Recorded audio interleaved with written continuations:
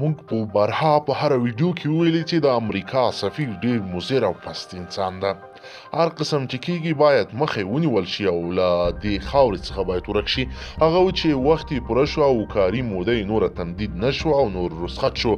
ملګرو تلو کې بیا منافقت او رضالت وکړ او همدارنګه ډېرې ژورې ریښې غځولې دي له زموږ ځینې جاسوسو سیاسیونو سره. ملګرو راځي چې دا منافق بیا څه غواړي. قدرمنو لیدونکو السلام علیکم، ستړي مشئ. په کابل کې د امریکا سفیر جان بس ویلي د افغانستان د ولسمشرۍ ټاکنو په پایله کې چې هر څوک واک ته رسیږي خوي چې نوري سیاسي ډلې هم واک کې شریک کړي. ښاغلی بس ټولنیو سره ځانګړي مرکه کې ویلي په 1 میلیون رایو ټاکل شوی ولسمشر ښایي ډیر سیاسي اعتبار ونه لري. ښاغلی بس ویل تیرو ولسمشریزو ټاکنو کې د خلکو د ګډون کچه ټیټه وه او د هغو 9 میلیونه کسانو له ډلې چې د رایې ورکولو جوګه دي یوازې 1 میلیون یې ښایي راتلونکي ولسمشر ته رایې ورکړې وي. نوموړي زیاته کړه د امریکا په سیاسي کلتور کې د کچه په دې معنا ده چې یو څوک بشپړ سیاسي اعتبار نه لري او د ټولو هغو وګړو استازیتوب نه کوي چې د رایې ورکولو جوګه دي.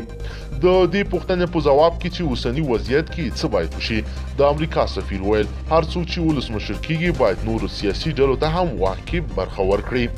جان بس ویل راتلونکی ولسمشر باید داسې چلند وکړي چې ټولې ډلې ټپلې احساس وکړي چې حکومت کې ونډه لري او غږ یې اورېدل کیږي.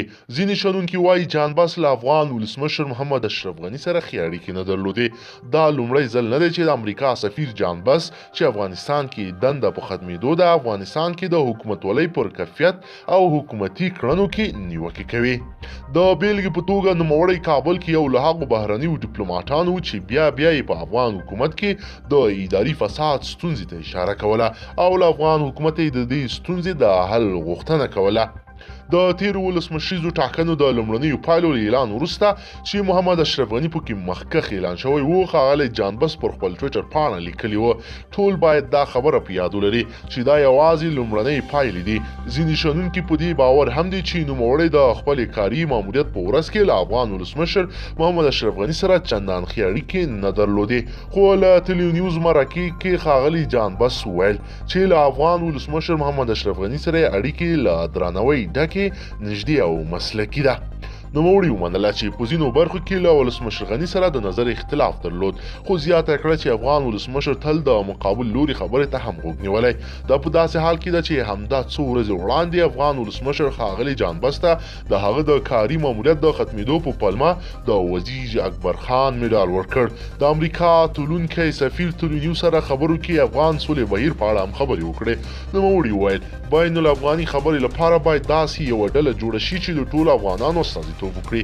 د زیاته کړه د امریکا رول به دا وي چې د بین الافغاني خبرو لپاره زمینه برابره کړي او دا افغانان پورې اړه لري چې په دې مذاکراتو کې څه پریکړه کوي او څرنګه یې پلی کوي. قدرمنو لیدونکو که چیرې غواړئ چې ورته تازه او مهمو پیښو څخه ځان ډېر ژر او په لنډو کې خبر کړئ زموږ چینل د سرعتمن او ضرور سبسکرایب کړئ. ویډیو د سرعتمن لایک کړئ. مننه له توجه نه مو